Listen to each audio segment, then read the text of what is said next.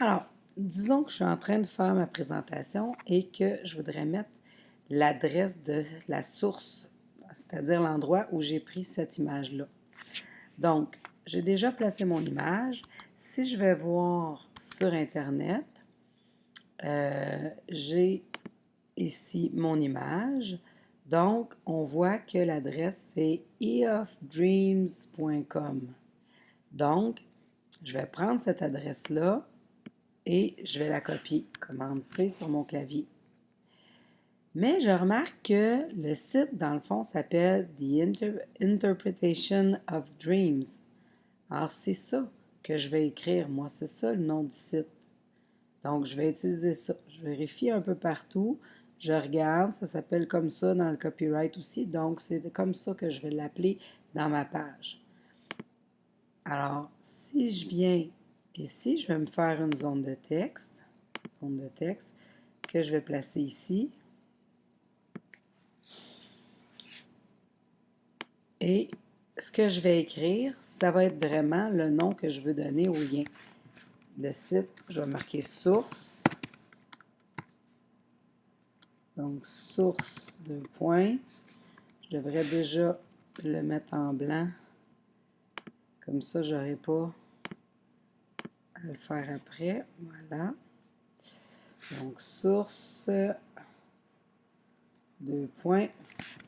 The Interpretation of Dreams. C'est normal qu'ils me disent qu'il y a une faute parce que mon correcteur est en français. Donc, je vais le mettre plus petit. C'est moins important dans le cas d'une source de mettre le texte très gros.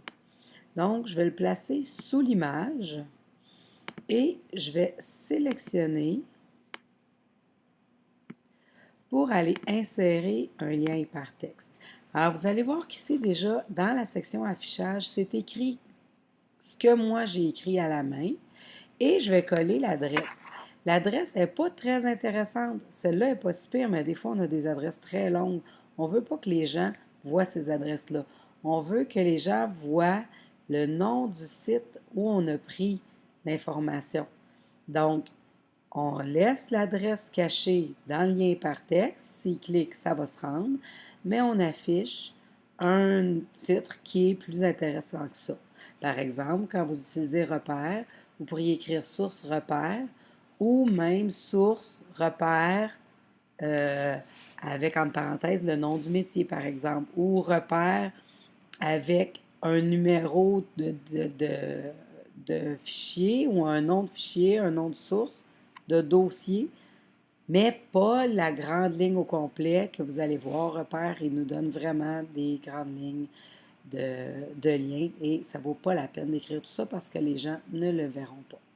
Donc, si je fais OK, j'ai vu que ma source a changé de couleur parce que dans le thème que j'ai choisi, il y a des couleurs déjà prédéfinies pour les liens, les hyperliens. Je laisse ça comme ça. On verra dans une autre capsule comment aller changer la couleur des hyperliens si c'est nécessaire.